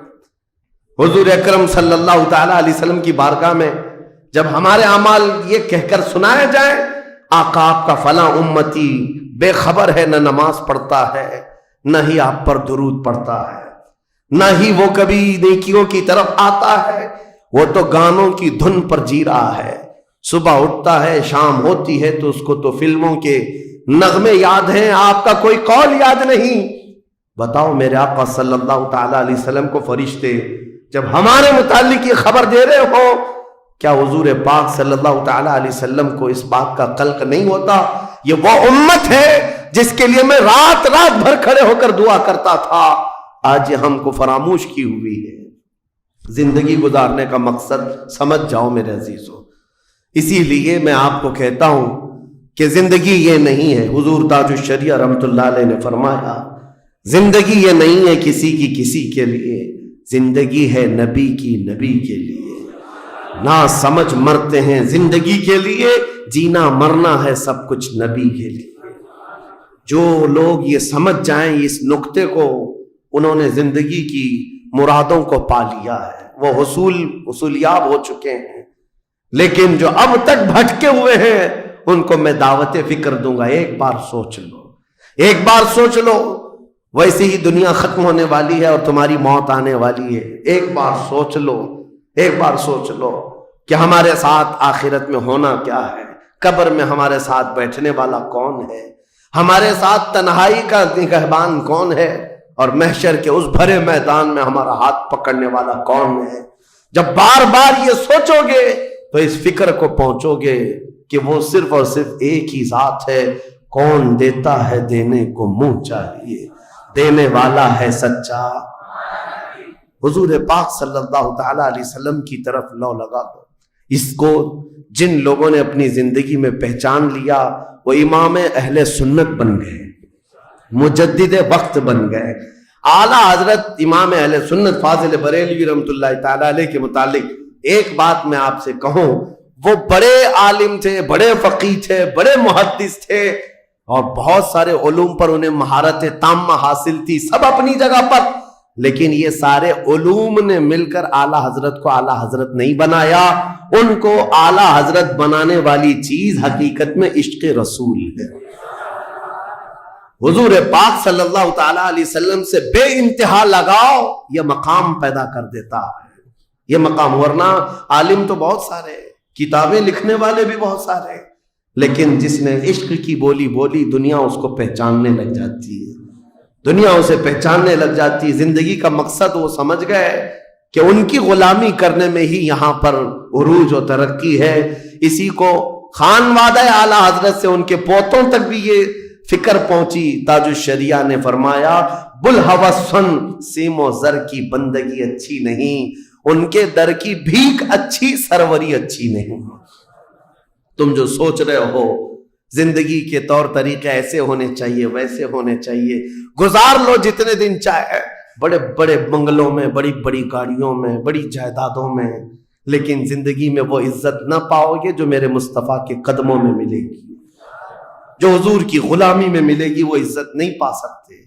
عزیزان گرامی وقار، نبی کریم صلی اللہ تعالی علیہ وسلم کے ان صحابہ کو دیکھتے ہیں جنہوں نے زندگی کو ضائع نہیں کیا، ایک پل بھی ضائع نہیں کیا۔ آج میں آپ کو اسی لیے کہہ رہا ہوں موت آنے والی ہے، اس سے پہلے ایک وقت بھی، ایک لمحہ بھی ضائع ہونے مت دینا، برباد ہونے مت دینا۔ جو وقت ہے، میں مصر میں دیکھتا تھا بسوں میں بھی، اور کبھی کبھار ٹکٹ کاؤنٹر پہ جو لائن لگی رہتی تھی، ایک اسٹیکر لگایا گیا تھا، اکثر جگہوں پر یہ اسٹیکر پڑھنے کو ملتا تھا، اجعلوا الانتظار فی الاستغفار۔ یہ جو ویٹنگ ٹائم ہے اس کو خالی کھڑے ہو کر کے مت گزارو، اتنی دیر استغفار کرو اور درود پاک تو پڑھو، وقت کو ضائع نہ کرو۔ تمہارے پاس اللہ نے وقت دیا، بیٹھے ہو تو پڑھو، کھڑے ہو تو پڑھو، کیونکہ یہ وقت تمہارا بربادی میں نہیں لکھا جائے گا، تمہارا یہ وقت ضائع کرنے والوں میں نہیں لکھا جائے گا۔ عزیزان گرامی وقار، آپ کو میں ایک بات بتا دوں، جن لوگوں نے اپنی زندگیوں میں بڑے بڑے محلات بنائے، آج ان کے لیے بھی تاریخ ہے، مگر کس انداز سے، کس انداز سے۔ آج دنیا نے آپ کو ایسے ڈائیورٹ کر رکھا ہے، جو کام ہونے کے تھے وہ نہیں کرنا ہے آپ کو، لا یعنی کاموں میں مصروف ہو گئے، جو چیز تمہارے حصے کی تھی نہیں اس پر انرجی خرچہ کرتے رہ گئے، اور جو چیز تمہارے کام کی تھی اس کو تو بھول ہی گئے۔ آپ کو میں ایک بات بتا دوں، ہو سکتا ہے شاہ جہاں نے تاج محل بنایا، اور پھر بادشاہ قطب الدین کے زمانے کے نشانیاں موجود ہیں، لال قلعے بن گئے، قطب مینار بن گیا، بڑی بڑی عمارتیں ہیں، لوگ اوپر سے نیچے دیکھنے کے لیے آتے ہیں، لیکن میں یہ کہتا ہوں یہ کوئی کمال کی چیزیں تھی نہیں۔ کمال کی چیزیں تھی نہیں. لاکھوں لوگوں کی محنتیں بھی لگی, پیسہ بھی لگا, اور بڑی عمارتیں کھڑی کر کے چلے گئے. ہزاروں کی تعداد میں تاج محل میں لوگ جاتے ہوں گے. تاریخ تو لوگوں کو تھوڑی بہت تو پتہ ہوگی کہ اپنی بیگم کی محبت میں بنایا ہوا ایک محل ہے اور بیگم کی قبر بھی وہاں ہے, لیکن جانے والے کبھی کسی کو سنا ہی نہیں کہ ایک فاتحہ بھی کوئی پڑھتا ہوا نظر آتا ہے. وہ تو پکنک پوائنٹ ہے, ٹورسٹ ایریا ہے, جائے دیکھے آئے. لیکن میرے عزیزو, یہ بڑے بڑے محلات اپنی ناموری کے لیے بنا کر تو چلے گئے, لیکن آؤ بریلی شریف کی سرزمین پر ایک مدرسہ جو اعلیٰ حضرت نے بنایا, مبارک پور کی سرزمین پر جامعہ اشرفیہ جو حضور حافظ ملت نے بنایا, یہ عمارتیں آج بھی دعوت دے رہی ہیں. ایک دو نہیں, ہر سال ہزاروں کی تعداد میں عالم اور مفتی وہاں سے نکلا کرتے ہیں. یہ کام کی چیزیں تھی جو بزرگوں نے کر دیا کہ امت کو ایسا کچھ دے جاؤ کہ وہاں سے آنے والا کچھ فیض اٹھا کر کے جائے. تاج محل لے کر کے کیا کرنا ہے؟ پیسے کمانا ہے یا ٹورسٹ ایریا بنانا ہے؟ لیکن ایک ایسا ادارہ جس میں پڑھ کر کے دنیا روشن ہوتی اور آخرت بھی روشن ہوتی. ہم سنیوں کے ہاں یہ چیزوں کی ضرورت تھی, ہمیں لا یعنی چیزوں میں مصروف کر دیا گیا ہے. میں اب تو آپ کو پتہ ہی ہوگا, مجھے تو جلسوں والا آدمی بنا دیا گیا. جہاں دیکھو پروگرام, جلسے. میں اصل میں جلسوں والا آدمی تھا ہی نہیں. میں فیلڈ ورک کرنا پسند کرتا ہوں, کسی علاقے میں رہ کر کے قرآن کی تفسیر کرنا اور لوگوں کے درمیان رہنا. لیکن مسلسل سفر کا ایک تجربہ میں آپ کو بتا رہا ہوں. ہوں گے یہاں پر بھی بہار بنگال والے, سب ہوں گے. بہار والے, بنگال والے, جھارکھنڈ والے اتنے جلسے کرتے ہیں, 365 دن بھی اگر ان کو تاریخ دی جائے تو بھی کم ہے. ایک اینالائز کرنے والے بہار کے رپورٹر ہیں, انہوں نے رپورٹ لا کر کے ہمارے سامنے بتائی کہ حضرت 2022 میں اسٹیٹ آف بہار میں 4000 جلسے ہوئے. 4000 جلسے. میں ان کا مخالف نہیں ہوں, لیکن ایک فکر آپ کو بتا رہا ہوں. 4000 جلسے, جن میں سے ہر جلسے کا کم سے کم خرچہ 5 لاکھ روپے. اس سے کم خرچہ کرتے نہیں. 6 مہینے چندہ کرتے ہیں, اس کے بعد بڑا جلسہ کرتے ہیں. کیلکولیشن کر کے دیکھا گیا تو سال میں 2000 کروڑ روپے خرچے ہوئے. 2000 کروڑ روپے. میرے عزیزوں, ٹھیک ہے یہ سب اپنی جگہ پر, لیکن پورے اسٹیٹ پر گھوم کر کے دیکھیں تو مسلمانوں کے نام کی ایک یونیورسٹی بھی نہیں ہے, کوئی ایک بڑا ادارہ نہیں قائم کر سکے. 2000 کروڑ کی بھاری رقم سال بھر خرچ کرنے والا غریب اسٹیٹ جس کو لوگ سمجھتے ہیں. میرے عزیزو, میں یہ بات اس لیے عرض کر رہا ہوں, جن چیزوں میں تمہارا ذہن الجھ گیا یہ وہ تمہارے کام کی نہیں تھی. اعلیٰ حضرت نے بہت پہلے فرمایا تھا, یہ دنیا کا حال یہ ہے, شہد دکھائے زہر پلائے. یہاں پر چکا چوند دکھنے والی چیزیں وہ تمہارے حق کی نہیں ہیں. اور ممبئی والے کیا کرتے ہیں؟ وہ تو بہار والے جلسوں میں ہیں. ممبئی والے کھچڑا کمپٹیشن کرتے ہیں. ہاں, اس محلے میں 51 دیگ بنی ہے تو ہمارے ہاں 60 دیگ بنے گی, 70 دیگ بنے گی. اور کھاتا کون ہے؟ جو پہلے سے کھائے ہوئے لوگ ہیں. دن بھر 5 ٹائم کھانے والے لوگ ہی کھچڑا کھا رہے ہیں. ثواب تو ان کے لیے تھا اس غریب کو کھلانے پر جس کے گھر میں ایک روٹی ہے تو دوسری روٹی نہیں ہے. کھلانا بالکل ثواب ہے. حدیثوں میں ملتا ہے کھلانے سے بڑھ کر کے ثواب نہیں ہے, پہنانے سے بڑھ کر. سرکار غوث پاک کا یہ فرمان بھی ہے, میں نے ساری نیکیوں کو الٹ پلٹ کر کے دیکھ لیا, رحمان کو 2 نیکیاں سب سے زیادہ پسند ہیں, ایک بھوکوں کو کھلانا, ننگوں کو پہنانا. یہ 2 چیزیں. لیکن یہاں پر کن لوگوں کو کھلایا جا رہا ہے؟ ہم ہی لوگ تو کھاتے ہیں. ہمارے گھر میں بھی کھانا بن رہا تھا, ایک دن سڑک پہ بنا لیا, انٹرٹینمنٹ کر رہے ہیں. اور اس پر آپ یہ نہ سمجھیں کہ میں ان تمام چیزوں کا مخالف ہوں. کرو, جتنی حیثیت ہے اتنی کرو, لیکن یہ نہیں ہے کہ ہمارا سارا کا سارا دار و مدار اسی پر ہے. سنیت اسی کا نام نہیں. ہونا تو یہ چاہیے تھا کہ ہمارے پاس ایسا مضبوط قلعہ ہوتا جو ہر زمانے میں میرے مصطفیٰ کی عزت پر پہرا دینے والے سپاہی وہاں پر تیار ہو رہے ہوتے. ہمارے پاس نہیں ہے ان تمام چیزوں کی. اس لیے مجھے درد ہوتا ہے اس بات کا کہ ہم نے جن چیزوں کے لیے اللہ تعالیٰ سے امانت لی تھی, ہمیں اللہ تعالیٰ نے نوازا تھا, وہ ہماری رقم بھی غلط جگہ جاتی, ہماری زندگی کا وقت بھی غلط جگہ جا رہا ہے. عزیزان گرامی وقار, ان سب چیزوں کا سوال ہوگا قیامت کے دن ہم سے, ہر چیز کا سوال ہوگا. اگر ہم نے وقت کو ضائع کیا ہے اور اپنا مال بھی غلط جگہ استعمال کیا ہے, ہر جگہ ہماری پکڑ ہوگی, ہماری پکڑ ہوگی. ایک ہفتہ قبل میں نے سنا, ہمارے چاہنے والے ہیں عزیز, انہوں نے کہا ایک درگاہ پہ گئے تھے, سنا ہے ایک بہت بڑے سیٹ ہیں, وہ 2.25 کروڑ کا صرف دروازہ بنا رہے ہیں اللہ کے ولیوں کے آستانوں پر. میرے عزیزو, یہ اللہ کے وہ ولی ہیں, نہ تمہارے دروازے کے محتاج ہیں, نہ تمہاری چادر کے محتاج. ان کے انتقال کے بعد جو ان کو اللہ نے مقامات دیے وہ تم نہیں پہنچا سکتے. وہ تو اللہ تعالیٰ کے رحمت میں ہے جنہیں اللہ تعالیٰ جنت کے جوڑے پہنا چکا ہو, جن کے لیے جنت کی ہوائیں چل رہی ہوں. ان اولیاء کے مشن کو زندہ کرنا حقیقت میں ایصال ثواب. ان کے لیے سب سے بڑی نظر و نیاز یہی ہے. ماررہ مطہرہ میں حاضر تھا, بڑی خوشی ہوئی. صاحب سجادہ نے بڑھ کر کے یہ اعلان کیا تھا, آنے والے زائرین جتنے سنی آتے ہیں, ہم ان سب سے کہتے ہیں کہ ہمارے اولیاء جتنے یہاں آرام کر رہے ہیں, ان اولیاء کو جو چادریں ڈالنی تھی وہ ہم ڈال چکے. تمہاری طرف سے اب کسی چادر کے لانے کی ضرورت نہیں, اور اگر لانا ہی چاہتے ہو ایک دوپٹہ لے جاؤ اور غریب بہن کے سر پر اوڑا. یہ پیغامات تھے خانقاہوں کے. حقیقت میں یہی امت کا کام ہے. عزیزان گرامی وقار, لا یعنی کاموں میں پڑھ کر کے ہمارا وقت جو برباد ہوا اس کی تلافی مشکل ہے, بہت مشکل ہے.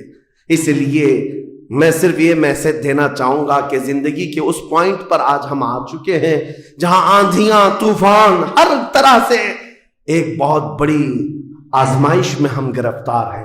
کن کن چیزوں کا علاج کیا جائے سمجھ میں نہیں آتا. کبھی کبھار میں بیٹھ کر سوچتا ہوں, گھر میں اگر گیس کا پائپ بھی لیک ہو گیا, آگ بھی لگی ہے, پانی کا پورا فوارہ بھی آ رہا ہو, کچرا بھی گرا ہو, تو آدمی سوچنے لگ جاتا ہے کس چیز کو روکوں, پانی کو روکوں, گیس کو روکوں, آگ کو روکوں, کچرا اٹھاؤں, کیا کروں سمجھ میں نہیں آتا. یہ حالات آج ہمارے ساتھ ایسی ہو گئے, ہم کن کن چیزوں کا مقابلہ کریں سمجھ میں نہیں آتا. اور پھر اس پر مزید جب ہم اپنی قوم کی طرف دیکھتے ہیں, یہ تو گیم چلاتے ہوئے مزے سے بیٹھے ہوئے ہیں, ایسا لگتا ہے انہیں کسی چیز کی فکر ہی نہیں. شاعر نے کہا تھا, جگہ جگہ کے تھک چکے ہیں تمہیں یہ ہنگامے, نشاط لذت خواب گراں بدل ڈالو, اٹھو وہ گرنا حشر نہ ہوگا پھر کبھی, دوڑو کہ زمانہ چال اپنی چل گیا. میرے عزیزوں, بس وقت کا احساس تمہارے اندر آ جائے, ضائع نہ کرو. میرے آقا صلی اللہ تعالی علیہ وسلم کی ایک بات میں تمہیں بتا دیتا ہوں. آپ یہ سوچتے ہیں بہت سارے نوجوان خالی فالتو اسی لیے بیٹھے ہوئے, میرے سٹیٹس کے مطابق کام نہیں ملتا, میرے سٹینڈرڈ کے مطابق مجھے کام نہیں ملتا, برباد کیے جا رہے ہیں اپنی زندگی اور لوگوں پر بوجھ بنے ہوئے ہیں. میں ان کے بارے میں بتاتا ہوں. سید الانبیاء رسول مختار صلی اللہ تعالی علیہ وسلم, اگر وہ چاہیں تو روزانہ ان کے گھر جنت کا دسترخوان اترے, اگر وہ چاہیں تو سونے اور چاندی کے محلات میں زندگی گزاریں. لیکن جانتے ہو نبی کریم صلی اللہ علیہ وسلم ایک دن سیدہ فاطمہ الزہرا کے گھر آئے, دیکھا حسنین کریمین تاک میں دبکے ہوئے بیٹھے, پیٹ پیٹ سے لگا ہوا ہے, آنکھیں اندر ہیں. حضرت فاطمہ بھی بیٹھی ہوئی, آواز کسی کی نہیں. حضور رحمت عالم صلی اللہ علیہ وسلم نے پوچھا, فاطمہ کیا حال ہے, گھر میں خاموشی کیوں ہے؟ سیدہ کائنات نے کہا, ابا جان پچھلے 4 دن سے ہمارے گھر میں کوئی کھانا نہیں. حضور پاک صلی اللہ تعالی علیہ وسلم نے یہ نہیں فرمایا کہ ابھی بلاتا ہوں جبرائیل کو, ابھی دسترخوان لاؤ, ابھی میرے گھر کے کھانے کے انتظامات کرو. چاہتے تو حضور آرڈر دے دیتے, ساری نعمتیں آ جاتی. لیکن حضور نے کیا فرمایا سنو. فاطمہ الزہرا سلام اللہ علیہا سے کہتے, فاطمہ انتظار کرو, تمہارا بابا جائے گا. یعنی خود اپنے بارے میں کہتے, میں جاتا ہوں, دیکھتا ہوں کوئی مزدوری مل جائے، میں کام کر کے اپنے بچوں کو کھانا لے کر کے آؤں گا، کام کر کے کھانا لاؤں گا، مانگ کر کے نہیں۔ حضور رحمت عالم صلی اللہ تعالی علیہ وسلم جو سید الانبیاء ہیں، جن کے قدموں کا بوسہ جبرائیل امین لیتے ہوں، وہ چل کر کے مدینے کے باہر آئے، گرمی کی تپش الگ ہے، دھوپ ہے، باہر آئے، ایک باغیچہ تھا جس میں مالی کام کر رہا تھا، باغبان۔ حضور رحمت عالم صلی اللہ علیہ وسلم اس کے پاس جا کر پوچھتے ہیں، تیرے باغیچے میں کوئی کام کرنے کے لیے ہے؟ کام مل سکتا ہے؟ اس نے کہا ہاں کام مل سکتا ہے، آؤ میرے باغیچے میں کنواں ہے، ڈول ڈالو، پانی اٹھاؤ، ایک درخت کو پانی ڈال دینا، بدلے میں 2 کھجوریں دوں گا، اجرت صرف 2 کھجوریں۔ رسول رحمت صلی اللہ تعالی علیہ وسلم فرماتے ہیں مجھے منظور ہے۔ گئے اور جا کر اپنے ہاتھ سے رسی لے کر ڈول کنویں میں ڈالا، پانی کھینچتے تھے، جب ڈول بھر کر آتا اپنے کندھے پر اٹھاتے اور درخت پر لے جا کر پانی ڈال کر آتے، ایک درخت پر ایک مٹکا، ایک ڈول پانی ڈالا تو مالک نے 2 کھجوریں دی، باغیچے کے مالی نے 2 کھجوریں دی، دوسرا ڈول اٹھایا پھر کھجوریں ملی، تیسرا ڈول اٹھایا 6 کھجوریں لی، چوتھا ڈول حضور نے ڈالا تھا کہ رسی ٹوٹ گئی، ڈول کنویں میں گر گیا۔ باغیچے کا مالک یہ دیکھتا ہے، وہ پہچانتا نہیں تھا، غصے میں آتے ہی سیدھے حضور پر ہاتھ اٹھا دیا، کہا کہ تمہیں کام نہیں آتا، میری رسی توڑ دیا۔ رسول کریم صلی اللہ تعالی علیہ وسلم نے پلٹ کر کچھ نہیں کہا، وہ رحمت عالم صلی اللہ تعالی علیہ وسلم تھے، وہ 6 کھجوریں لے کر کے واپس مدینے آئے، کہا فاطمہ کہاں ہیں بچے، کہاں ہیں؟ یہی 6 کھجوریں حضور نے لا کر اپنے منہ سے چبا کر ان بچوں کے منہ میں ڈالا اور کہا آج تک روئے زمین پر کوئی نبی ایسا نہیں آیا، 1,24,000 کم و بیش نبیوں میں ہر نبی نے اپنے ہاتھوں کی کمائی کھائی ہے، اپنے عمل کی کمائی کھائی ہے۔ رحمت عالم صلی اللہ تعالی علیہ وسلم نے جب وہ مالک کل ہے، بلکہ جنت کی چابیوں کے مالک، ساری زمینوں کے خزانوں کے مالک، کل جہاں ملک اور جو کی روٹی غذا، اس شکم کی قناعت پہ لاکھوں سلام، وہ لمبے لمبے ہاتھوں سے بھیک دینے والے آقا، سب کچھ ہونے کے باوجود اگر کسی ایک باغیچے میں ڈول اٹھا کر پانی بھرتے ہوں تو اسی لیے نہیں کہ ان کے ہاں کوئی مجبوری تھی، بلکہ امت کو یہ درس دینا تھا، اے امت کے غیور نوجوانوں، تم کبھی خالی نہ بیٹھنا، مجھے دیکھنا اور عمل کرتے رہنا، اور اللہ تعالیٰ تمہیں دروازے رزق کے ضرور کھولے۔ خالی بیٹھے ہوئے وقت برباد کرنے والے لوگوں کو میں اکثر یہ بات سناتا ہوں، اے میرے عزیزوں، مسلمان محلوں میں جہاں سے بھی گزرو حال یہی ہے، رات کو 4 بجے تک ان کے ہاں روشنیاں، کس بات کے لیے؟ میاں کیا فکر ہو رہی ہے، کس بات کی یہاں میٹنگ چل رہی ہے، چرچے کس بات کے؟ امت کی تباہی کے چرچے، کس بات کے گپیں لگ رہی ہوتی ہیں؟ کچھ نہیں۔ ان دوسری قوموں کو دیکھو جو فجر سے پہلے اٹھ کر کاموں پر بھاگ جاتی ہیں، سورج ڈوبنے سے پہلے وہ گھروں پر آ جاتے ہیں۔ آج تمہارے اخلاق و کردار کسی اور نے لے لی، اڈاپٹ کر لیے، اور تم کو لوگوں کو ایسا چھوڑ دیا گیا بے قائد کے، بے قیادت کے۔ بہرحال میرے عزیزوں، بدلنا چاہیں تو آج بھی ہم بدل سکتے ہیں، صرف ایک نقطہ ہے بدلنے کے لیے، ایک نقطہ ہے۔ میری باتیں چھوڑ دو، مقررین کو سنتے ہو سکتا ہے لوگ یہ کہتے ہیں مولانا لوگ ایسا بولتے ہیں ویسا بولتے ہیں، تمہاری فکریں سب اپنی جگہ پر۔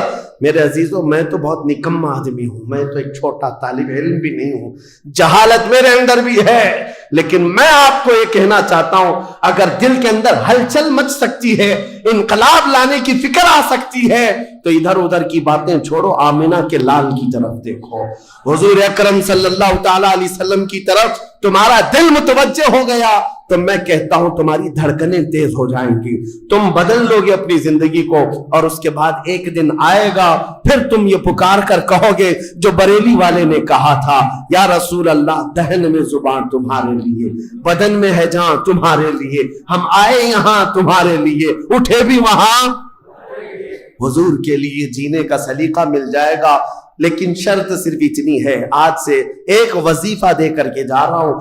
جمعہ کو, پہلے بھی میں نے ایک بار کہا تھا, جب بھی جمعہ آئے گھر پر اب جاتے ہیں, گھروں میں اچھا کھانا بنتا ہے, میرے عزیزو اپنے بچوں کو لے لو, بیٹھ جاؤ دسترخوان پر, لیکن گھر میں یہ قانون لگا دینا, بیوی بھی بیٹھے, ماں بھی بیٹھے, بہن بھی بیٹھے, بچے بھی بیٹھے, جس کے گھر میں جتنے لوگ ہو دسترخوان پر بیٹھے, اس وقت تک ہم لقمہ نہیں اٹھائیں گے جب تک 100 مرتبہ میرے مصطفیٰ پر درود نہ پڑھ لیں.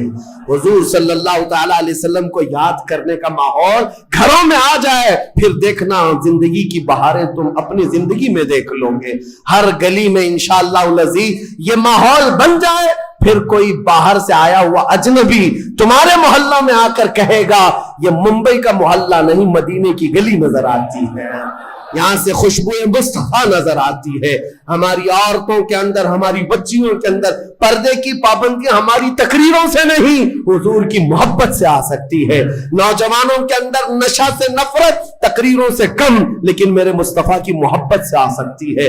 کیونکہ حدیثوں میں ہم نے پڑھا ہے وہ مدینے کے لوگ جو 50 سال پرانی شراب پیتے تھے, ایک فرمان مصطفیٰ کیا آیا, انہوں نے اپنے پرانے مٹکے تک توڑ ڈالے, لبوں تک لگی ہوئی شراب کو پٹک دیا کہ اب نہیں, اس لیے کہ مخبر صادق نے فرما دیا ہے, رحمت عالم نے فرما دیا ہے, یہ محبت کا تقاضا تمہیں ہر برائی سے دور لے آئے گا. اسی کو اقبال نے کہا تھا کہ محمد سے وفا تمہیں تو ہم تیرے ہیں, یہ جہاں چیز ہے کیا لوح و قلم تیرے, ہر چیز کا علاج اس میں مضمر ہے, ہر چیز کا علاج اس میں پوشیدہ ہے. سچ کہا کرتے تھے بچپن میں جو شاعر ہم سنتے آتے تھے, ہر درد کی دوا ہے صلی علی محمد, تعویذ ہر بلا ہے صلی علی محمد. حضور کا نام پاک ہر درد کے لیے دوا بھی ہے, شفا بھی ہے, اور بیماریوں سے چھٹکارے کے لیے کنسنٹریشن, ایک جگہ توجہ مرکوز کر لو. آج سے اپنے دل میں یہ احساس پیدا کرو میں اس کا اس کا نہیں ہوں, لوگوں نے مجھے بنا رکھا ہے, یہ اس کا فین ہے, اس کا فین ہے, نہیں. بیدم وارسی کو پڑھو, کیا کہتے تھے اللہ والے میرے عزیزوں, کہتے ہیں بارگاہ مصطفیٰ میں یوں عرض کرتے ہیں, سگے طیبہ سب کہہ کے پکارے بیدم, یہی رکھیو میری پہچان مدینے والے.